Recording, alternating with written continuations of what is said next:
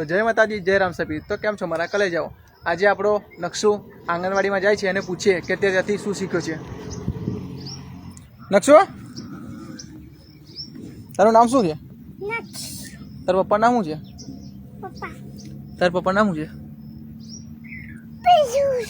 તારા મમ્મી નામ શું છે? મમ્મીનું નામ?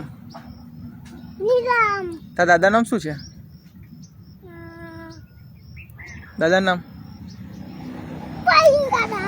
તારા બાનું નામ? તારા બાલી નામ શું છે? આંગણવાડીમાં મેડમ ભણાય, મેડમનું નામ શું છે?